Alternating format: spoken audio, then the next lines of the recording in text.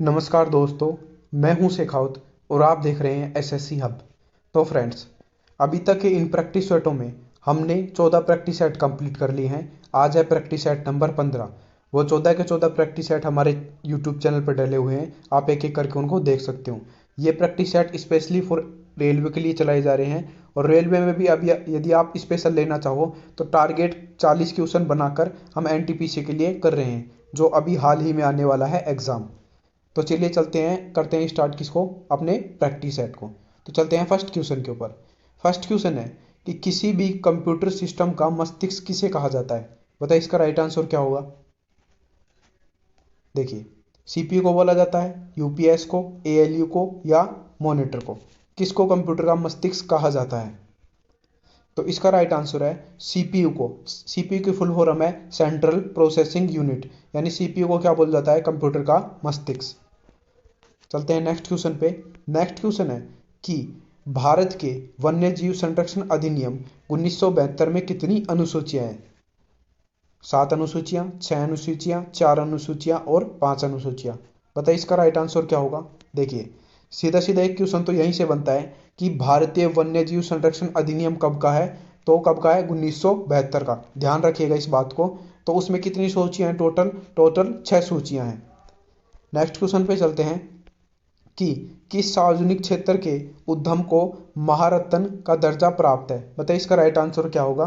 देखिए, 3 प्रकार की कंपनी होती हैं, महारत्न, नवरत्न और मिनी रत्न। ये 3 प्रकार की टाइप की कंपनियां हैं। भारत में हाल ही में 2025 तक कितनी महारत्न कंपनियां हैं? टोटल 14 महारत्न कंपनी है। यदि इन कंपनियों को नाम चाहते हो तो मैं इसके लिए एक अलग से सोर्स बना दिया है, उसको डाल दूंगा। आप उस सोर्स में देख सकते हो कि कौन कौन सी महारत्न कंपनियां हैं। इससे क्वेश्चन पूछा जाता है। पिछले 3 सेटों में मैंने देखा है कि क्वेश्चन आ रहा है वहां से बार बार। तो इस सेट में ये भी आया कि कौन सी कंपनी है। सीधा तो आपको कंपनी का नाम याद रखना है कि ये कंपनियां महारत्न कंपनियां हैं। टोटल 14 कंपनियां हैं महारत्न। तो इसका राइट आंसर होगा इंडियन ऑयल कॉरपोरेशन, क्या है? एक महारत्न कंपनी है। नेक्स्ट क्वेश्चन है कि एक संचार प्रोटोकॉल है। बताइए इसका राइट आंसर क्या होगा। HTTP, HTP, CP या TP। तो बताइए इसका राइट आंसर। इसका राइट आंसर है HTP। HTTP एक संचार प्रोटोकॉल है। HTTP की फुल फॉर्म है हाइपर टेक्स्ट ट्रांसफर प्रोटोकॉल। ध्यान रखिएगा, इसकी फुल फॉर्म भी पूछी जाती है। नेक्स्ट क्वेश्चन है, भारत में निम्नलिखित में से किस वायसरॉय ने निर्वाचित स्थानीय सरकारी निकाय बनाने की पहल की? बताइए इसका राइट आंसर क्या होगा। वेवेल, इरविन, रिपन और रीडिंग। तो इसका राइट आंसर क्या होगा बताइए। इसका राइट आंसर है लॉर्ड रिपन। लॉर्ड रिपन ने क्या किया था कि यहाँ पे क्या किया कि निर्वाचन स्थानीय सहकारी निकाय बनाने की पहल की। दूसरा एक और पॉइंट ध्यान रख लीजिएगा रिपन के और इसे कि रिपन ने क्या किया। रिपन के टाइम पे क्या शुरू हुई? पहली दशकीय जनगणना। कौन सी वाली? जो नियमित जनगणना शुरू हुई इसी के टाइम पे 1881 में। जो नियमित जनगणना स्टार्ट हुई लॉर्ड रिपन के टाइम पे। सबसे पहले जनगणना हुई 1872 में भारत में, वो लॉर्ड मेयो के समय स्टार्ट हुई। और नियमित वाली जनगणना 1851 में रिपन के समय पे स्टार्ट हुई। नेक्स्ट क्वेश्चन है कि किस नदी खंड को राष्ट्रीय जल मार्ग 2 के नाम से जाना जाता है? बताइए इसका राइट आंसर क्या होगा। ब्रह्मपुत्र, महानदी, गंगा और गोदावरी। तो इनमें से कौन सा राइट आंसर होगा? देखिए, इसका राइट आंसर है ब्रह्मपुत्र। अब आपको बता देता हूँ, भारत में टोटल 111 राजमार्ग हैं। टोटल कितने राजमार्ग हैं? जल वाले कितने राजमार्ग हैं? टोटल 111 राजमार्ग हैं। सबसे लंबा है जल राजमार्ग नंबर 1। इसकी लंबाई कितनी है? लंबाई है लगभग 1620 किलोमीटर। जलमार्ग नंबर 1 वो कौन सी नदी में बना हुआ है? गंगा नदी पर। यह उत्तर प्रदेश, बिहार, झारखंड और पश्चिम बंगाल से होकर गुजरता है। जलमार्ग नंबर 1 सबसे बड़ा है, 1620 किलोमीटर इसकी लंबाई है। ध्यान रखिएगा, टोटल 111 जलमार्ग है भारत में। नेक्स्ट क्वेश्चन है कि जनसांख्यिकीय संक्रमण को खालिस्तान के रूप में वर्णित किया गया है। बताइए इसका राइट आंसर क्या होगा। देखिए, इसका राइट आंसर है समय के साथ समाज की जनसंख्या में परिवर्तन की एक प्रक्रिया क्या कहलाती है? जनसंख्या संक्रमण कहलाती है। सीधा एक परिभाषा है, इसको ध्यान रखिएगा, जनसंख्या की संक्रमण क्या होता है। नेक्स्ट क्वेश्चन है कि ओपेक का मुख्यालय कहाँ स्थित है। बताइए इसका राइट आंसर क्या होगा। वियना, जिनेवा, ब्रुसेल्स और ज्यूरिक। तो कौन सा राइट आंसर होगा इसमें। देखिए ओपेक का मुख्यालय कहाँ है, वियना में। देखिए ओपेक कब बना, ओपेक की डेट ध्यान रख लीजिए। जो ओपेक है वो 1960 में बगदाद में स्थापित किया गया। ओपेक क्या है, ओपेक एक पेट्रोलियम निर्यातक देशों का संगठन है। समझ में आया। जो पेट्रोल निर्यात करती है यानी पेट्रोल को बेचते हैं उन देशों का समूह क्या है, ओपेक है। ओपेक जब भी बना तो उसमें कितने सदस्य देश थे, उसमें 5 सदस्य देश थे। पूछा जाता है, पिछले सेट में भी पूछा गया क्वेश्चन, मैं आपको फिर से रिपीट कर देता हूं कि निम्न में से कौन सा ओपेक का जो संस्थापक सदस्य नहीं है, ऐसे पूछा जाता है। तो 5 सदस्य कौन से हैं याद रख लेना, कहीं पर लिख लेना इनको। 5 सदस्य देश में है ईरान, इराक, कुवैत, सऊदी अरब और वेनेजुएला। ये 5 सदस्य देश हैं, इराक, ईरान, कुवैत, सऊदी अरब और वेनेजुएला। ध्यान रखिएगा इस बात को, ये 5 सदस्य देश ओपेक के जो संस्थापक थे उनमें शामिल थे। नेक्स्ट क्वेश्चन है कि सीएससी द्वारा ग्रामीण विपणन को बढ़ावा देने के लिए भारत के किस शहर या जिले में पहला कैश एंड कैरी स्टोर खोला गया है। बताइए इसका राइट आंसर क्या होगा। हरिद्वार, भोपाल, सूरत और मुरादाबाद। तो इसका राइट आंसर है मुरादाबाद में सीएससी को कैश एंड कैरी स्टोर खोला गया है। नेक्स्ट क्वेश्चन है कि वैश्विक शांति सूचकांक जीआईपी 2024 में भारत की रैंक क्या थी। जैसा कि मैंने आपको पिछले सेट में बताया कि अब हम इसमें क्या करेंगे, जितने भी करंट के क्वेश्चन हैं उन्हें अपडेट कर दिया करेंगे। देखो जो ये पेपर हम बनाते हैं उनका बेस है पीवाईक्यू, प्रीवियस ईयर क्वेश्चन के बेस पे हम ये पेपर बनाते हैं। तो अब हमने इसमें करंट को भी अपडेट कर दिया गया है। लेटेस्ट की करंट है जीआईपी यानी वैश्विक शांति सूचकांक 2025 नहीं आया अभी तक, 2024 का ही है। उसमें भारत की रैंकिंग है 116। ध्यान रखिएगा, विश्व शांति सूचकांक 2024 में भारत की रैंकिंग है 116। नेक्स्ट क्वेश्चन है आयुष्मान भारत योजना वर्ष 2018 में कहाँ से शुरू हुई। देखिए एक पूछ सकता है कि आयुष्मान भारत योजना कब शुरू हुई। ध्यान रखना है आपको, 2018 में शुरू हुई आयुष्मान भारत योजना। कहाँ से शुरू हुई, इसका राइट आंसर है झारखंड से शुरू हुई। नेक्स्ट क्वेश्चन है डिजिटल इंडिया योजना 2025 तक जीडीपी को कितना तक बढ़ाया जा सकती है। यानी कि डिजिटल इंडिया योजना है जो जीडीपी को मैक्सिमम कितना बढ़ा सकती है। बताइए इसका राइट आंसर क्या होगा। इसका राइट आंसर है $1 ट्रिलियन जीडीपी को बढ़ा सकती है। कौन सी, डिजिटल इंडिया योजना। नेक्स्ट क्वेश्चन है कि भारत की पहली मानव युक्त अंतरिक्ष उड़ान का नाम क्या है। बताइए इसका राइट आंसर क्या होगा। गगनयान, वायुयान, पुष्पकयान और गगन विमान। देखिए इसका राइट आंसर है गगनयान। क्या है, भारत की पहली मानव अंतरिक्ष उड़ान। यानी कि गगनयान में क्या करेगा भारत, इंसानों को बैठाकर अंतरिक्ष में ले जाएगा, यानी कि वहाँ पे जो भी प्रयोग करेगा वो करेगा। गगनयान किसके द्वारा चलाई जा रही है, भारत की सरकारी संगठन कंपनी इसरो द्वारा चलाई जा रही है गगनयान। नेक्स्ट क्वेश्चन है पुलिस महानिदेशकों या महानिरीक्षकों की 59वें अखिल भारतीय सम्मेलन की मेजबानी किस शहर ने की। देखिए जो पुलिस महानिदेशक हैं, हर राज्य का कोई ना कोई पुलिस महानिदेशक होता है, उनकी जो बैठक की गई 59वीं अखिल भारतीय सम्मेलन कौन से शहर में की गई। तो इसका राइट आंसर होगा भुवनेश्वर में की गई। नेक्स्ट क्वेश्चन है कि GATT का उत्तराधिकारी कौन सा संगठन है। देखिए बताइए इसका राइट आंसर क्या होगा। देखिए मैं इससे पहले आपको बता देता हूं, ये GATT है, उसका फुल फॉर्म क्या है। इसका फुल फॉर्म है टैरिफ और व्यापार पर सामान्य समझौता। यानी कि जो टैरिफ और व्यापार पर जो समझौता होता है देशों के बीच में, उसे क्या बोलता है, GATT, गैट भी नाम दिया जाता है। तो इसका जो उत्तराधिकारी संगठन है वो है WTO की फुल फॉर्म है वर्ल्ड ट्रेड ऑर्गेनाइजेशन, हिंदी में बोले तो विश्व व्यापार संगठन। ध्यान रखिएगा इस बात को। नेक्स्ट क्वेश्चन है 18 अप्रैल 2025 को प्रधानमंत्री नरेंद्र मोदी द्वारा हाल ही में जारी की गई पुस्तक का क्या नाम है? बताइए कौन सी पुस्तक प्रधानमंत्री नरेंद्र मोदी में हाल ही में जारी की है? तो प्रधानमंत्री नरेंद्र मोदी द्वारा संस्कृति का 5वां अध्याय नामक पुस्तक हाल ही में जारी की गई है। नेक्स्ट क्वेश्चन पे चलते हैं। नेक्स्ट क्वेश्चन है, हॉकी इंडिया लीग 2024-25 का आयोजन कहाँ किया जाएगा? बताइए इसका राइट आंसर क्या होगा? लखनऊ में, जयपुर में, कोलकाता में, राउरकेला में। तो इसका राइट आंसर होगा राउरकेला में हॉकी इंडिया लीग 2024-25 का आयोजन किया जाएगा। नेक्स्ट क्वेश्चन है कि उस स्मारक का नाम बताइए जो एक पुरातात्विक स्थल के सफल जीर्णोद्धार और संरक्षण का प्रमाण है। बताइए इसका राइट आंसर क्या है? देखिए इसका राइट आंसर है सांची स्तूप। सांची स्तूप क्या है? एक पुरातात्विक स्थल है और जिसका सफल जीर्णोद्धार और संरक्षण किया गया है। नेक्स्ट क्वेश्चन है, आधुनिक आवर्त सारणी में तत्वों को खालिस्तान लंबवत स्तंभों में व्यवस्थित किया गया है। बताइए इसका राइट आंसर क्या होगा? ये देखिए जो आपकी आवर्त सारणी है कुछ इस प्रकार दिखती है, उसमें ऐसे ऐसे लंबवत क्या होते हैं?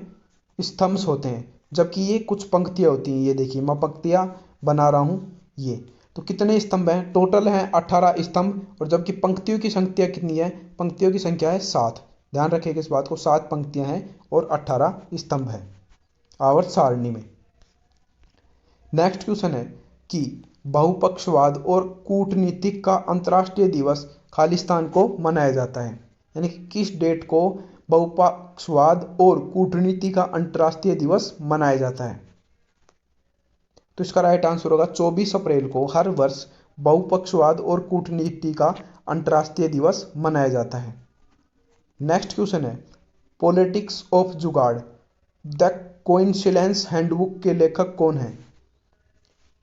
सबा नकवी, चेतन भगत, झुंपा लाहिड़ी और टॉम हैक्स। तो बताइए इसका राइट आंसर क्या होगा? तो इसका राइट आंसर है सबा नकवी द्वारा पॉलिटिक्स ऑफ जुगाड़ द कोएक्सीलेंस हैंडबुक लिखी गई है। इनके लेखक हैं सबा नकवी। सबा नकवी क्या है? एक प्रसिद्ध पत्रकार हैं। ध्यान रखिएगा इस बात को, सबा नकवी क्या है? एक प्रसिद्ध पत्रकार हैं। नेक्स्ट क्वेश्चन है, सिपाही विद्रोह के समय गवर्नर जनरल कौन था? देखिए सिपाही विद्रोह किसे कहा जाता है? 1857 की क्रांति को ही सिपाही विद्रोह कहा जाता है। 10 मई 1857 को मेरठ छावनी में मंगल पांडे ने क्या कर दिया? विद्रोह कर दिया। इसे क्या कहा जाता है? सिपाही विद्रोह। तो सिपाही विद्रोह के समय गवर्नर जनरल कौन था? हेस्टिंग, डलहौजी, कैनिंग और कॉर्नवालिस। तो बताइए इसका राइट आंसर क्या होगा? जो 1857 की क्रांति के समय गवर्नर जनरल कौन था? कैनिंग। तो इसका राइट आंसर होगा कैनिंग गवर्नर जनरल था। नेक्स्ट क्वेश्चन है, आईसीसी 2025 की चैंपियन ट्रॉफी का फाइनल मैच कौन से स्थान पर आयोजित हुआ है? तो लेटेस्ट का करंट अफेयर का क्वेश्चन है, तो बताइए इसका राइट आंसर क्या होगा?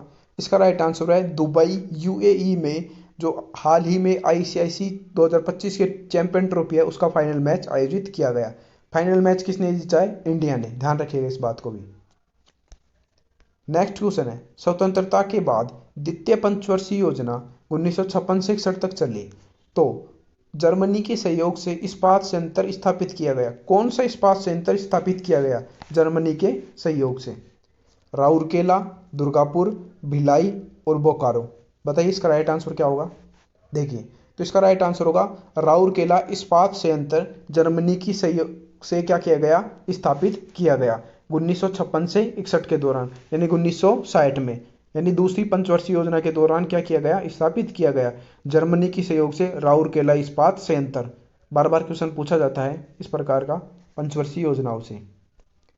नेक्स्ट क्वेश्चन है, अंतर्राष्ट्रीय गांधी शांति पुरस्कार 2021 भारत के राष्ट्रपति द्वारा किसे दिया गया है? देखिए 2021 के बाद में अंतर्राष्ट्रीय गांधी शांति पुरस्कार नहीं दिया गया है, अभी तक यही डेटा उपलब्ध है। तो इसका राइट आंसर है गीता प्रेस गोरखपुर को अंतर्राष्ट्रीय गांधी शांति पुरस्कार 2021 से क्या किया गया है? सम्मानित किया गया है। नेक्स्ट क्वेश्चन है कि निम्नलिखित में से किस नेता ने ताशकंद समझौते पर हस्ताक्षर किए? बताइए इसका राइट आंसर क्या होगा? तो कौन नेता थे जिन्होंने क्या किया, ताशकंद समझौते पर हस्ताक्षर किए? तो इसका राइट आंसर है लाल बहादुर शास्त्री और अयूब खान ने क्या किया, ताशकंद समझौते पर हस्ताक्षर किए। अयूब खान कौन थे? उस टाइम पे जो पाकिस्तान के राष्ट्रपति थे, कौन? अयूब खान, जिन्होंने क्या किया, ताशकंद पे समझौता किया। ताशकंद क्या है? उज्बेकिस्तान की राजधानी। ये भी ध्यान रखिएगा, एग्जाम में पूछा जाता है राजधानी सेगमेंट में। नेक्स्ट क्वेश्चन है, रात में आसमान में तारे क्यों टिमटिमाते हैं? बताइए इसका राइट आंसर क्या होगा। तारे टिमटिमाने का क्या कारण है?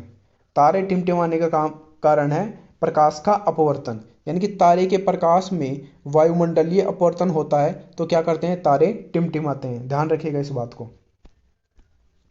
नेक्स्ट क्वेश्चन है, श्वसन प्रक्रिया में ग्लूकोज जैसे जटिल कार्बनिक यौगिक खालिस्तान के रूप में ऊर्जा प्रदान करने के लिए विघटित होते हैं।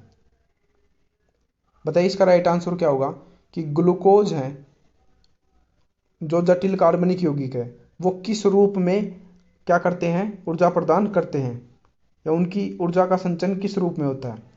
तो इसका राइट आंसर है एटीपी के रूप में होता है। एटीपी का फुल फॉर्म भी ध्यान रखिएगा आप, एडिनोनिन ट्राइफॉस्फेट। एटीपी का फुल फॉर्म है एडिनोनिन ट्राइफॉस्फेट। एग्जाम में पूछा जाता है एटीपी का फुल फॉर्म, तो आपको बताना है एडिनोनिन ट्राइफॉस्फेट। नेक्स्ट क्वेश्चन चलते हैं। नेक्स्ट क्वेश्चन है, भारत सरकार के किस मंत्रालय ने जीएसटी अधिनियम 2017 को लागू किया?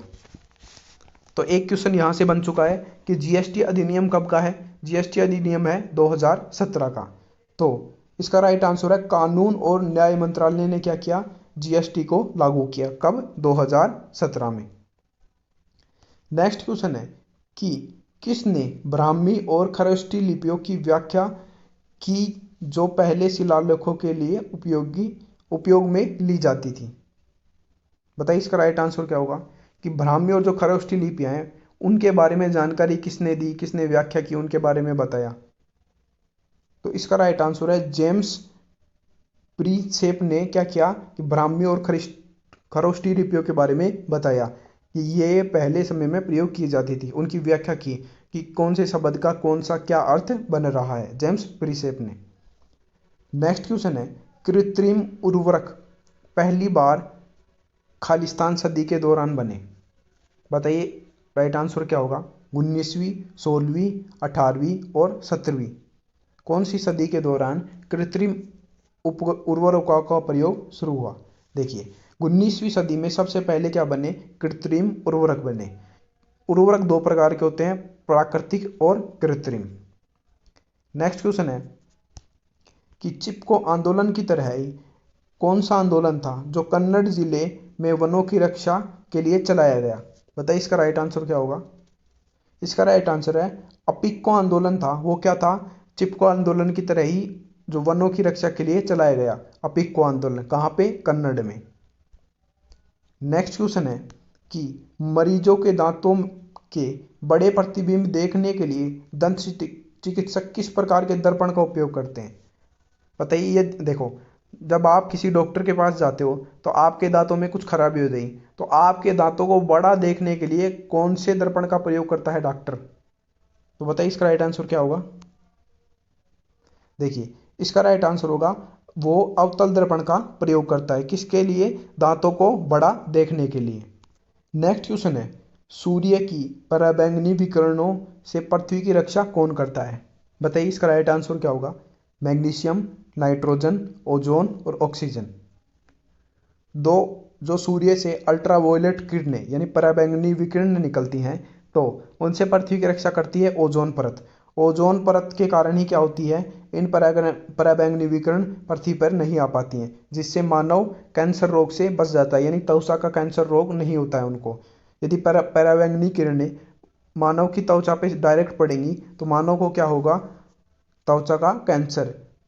तो बताइए इसका राइट आंसर क्या होगा। इसका राइट आंसर है ओजोन। ओजोन की जो परत है वो क्या करती है, पराबैंगनी विकिरणों को रोक देती है। ओजोन का सूत्र है O3, बार बार पूछा जाता है। नेक्स्ट क्वेश्चन चलते। नेक्स्ट क्वेश्चन है 2024 में जो 50वां 7 शिखर सम्मेलन आयोजित हुआ वो किस शहर में आयोजित हुआ? बताइए इसका राइट आंसर क्या होगा। देखिए इसका राइट आंसर है फासोना में आयोजित किया गया। जो 2024 का 50वां जी शिखर सम्मेलन था वो फासोना शहर में आयोजित किया गया। ध्यान रखिएगा इस बात को।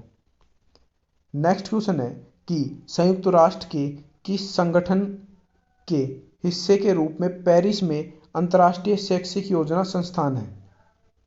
तो मैं आपको बता दूं कि जो संयुक्त राष्ट्र संगठन है, जो संयुक्त राष्ट्र है यूएनए को अंतर्गत 6 मेजर संगठन है, यानी 6 सबसे बड़े बड़े संगठन है या इकाइयां बोल सकते हो उसकी। जबकि उसके अलावा बहुत सारे छोटे छोटे संगठन हैं। उन 6 बड़े संगठनों और छोटे संगठनों से क्वेश्चन पूछे जाते हैं। तो बताइए इसका राइट आंसर क्या है। इसका राइट आंसर है यूनेस्को। यूनेस्को क्या है? जो संयुक्त राष्ट्र यानी यूएनओ है उसका एक छोटा यानी संगठन के रूप में कार्य करता है। वो क्या करता है? अंतर्राष्ट्रीय शैक्षिक योजना संस्थान है। नेक्स्ट क्वेश्चन है कि राइबोसोम बनाते हैं। राइबोसोम क्या बनाते हैं? बताइए इसका राइट आंसर क्या होगा। देखो इसका राइट आंसर होगा राइबोसोम प्रोटीन का निर्माण करते हैं। राइबोसोम क्या होते हैं? कोशिका झिल्ली के ऊपर लगे हुए छोटे छोटे बिंदुनुमा कण होते हैं, यानी खुरदरी, जो खुरदरी अंतःपर्दरी जालिका होती है खुरदरी वाली, उसके ऊपर राइबोसोम लगे होते हैं और ये क्या करते हैं? प्रोटीन का निर्माण करते हैं। नेक्स्ट क्वेश्चन है निम्नलिखित में से किसने वर्ष 2024 में नोबेल शांति पुरस्कार जीता है? बताइए इसका राइट आंसर क्या होगा कि 2024 का नोबेल शांति पुरस्कार किसे दिया गया है? इसका राइट आंसर है निहोन हिदनाक्यो को क्या दिया गया है? 2024 का नोबेल शांति पुरस्कार दिया गया है निहोन हिदनाक्यो को। ध्यान रखिएगा इस बात को। नेक्स्ट क्वेश्चन है कि सूचना और संचार प्रौद्योगिकी आईसीटी जिसे अब आरएमएसए के तहत एकीकृत किया गया है खालिस्तान को शुरू किया गया, यानी कि आईसीटी को किस वर्ष शुरू किया गया? सूचना और प्रौद्योगिकी को बताइए। देखिए इसका राइट आंसर है 2004 में सूचना और प्रौद्योगिकी यानी आईसीटी को शुरू किया गया था। नेक्स्ट और आज का लास्ट क्वेश्चन है कि क्षेत्रफल की दृष्टि से विश्व का 6ठा सबसे बड़ा देश कौन सा है? बताइए इसका राइट आंसर क्या होगा। इसका राइट आंसर है 6ठा सबसे बड़ा देश भारत है, सॉरी ऑस्ट्रेलिया है। ऑस्ट्रेलिया विश्व का 6ठा सबसे बड़ा देश है। किसकी दृष्टि से? क्षेत्रफल की दृष्टि से। भारत 7वां सबसे बड़ा देश है। और ब्राजील कौन से नंबर में आता है? देखो एक ट्रिक है मेरे पास इसको याद करने की, 7 सबसे बड़े देशों को। रुक चीन अब आया भारत। मैंने शॉर्ट वीडियो बना दी है, उसको अपलोड भी कर दिए, आप उसे देख सकते हो। उसके लिंक मैं नीचे डिस्क्रिप्शन में दे दूंगा, तो आपको अपने मस्तिष्क में छप जाएंगे, क्योंकि मैंने एक स्टोरी टेलिंग के माध्यम से आपको बताया है कि इस प्रकार आप 7 बड़े देशों को याद कर सकते हो। और जब आप उस सोर्स को देखोगे तो आपको विजुअलाइजेशन होगा। विजुअलाइजेशन से क्या होता है कि आप इमेजों को देखते हो तो आपके मस्तिष्क में छप जाता है कि कौन सबसे बड़ा देश है। ट्रिक है रुक चीन अब आया भारत। तो ट्रिक तो आपने सुन ली। तो सबसे बड़ा देश है रूस और 7वें नंबर पर भारत, 6ठे नंबर पर ऑस्ट्रेलिया। तो आज का लेक्चर यहीं पे हमने कंप्लीट कर लिया है। और जैसे ये लेक्चर होते हैं तो आप क्या कीजिएगा, आपका दोस्त या कोई भी एनटीपीसी की तैयारी कर रहा है तो आप उन्हें शेयर कर सकते हो। आप 20 मिनट में ये लेक्चर ले सकते हो। हमने 20 मिनट में रिकॉर्ड कर दिया है। यदि आपकी स्पीड अच्छी खासी है तो उसे स्पीड बढ़ाकर भी ले सकते हो, लेकिन मेरी स्पीड थोड़ी फास्ट है तो इस वजह से आप 1x की स्पीड में ही लेना इसे।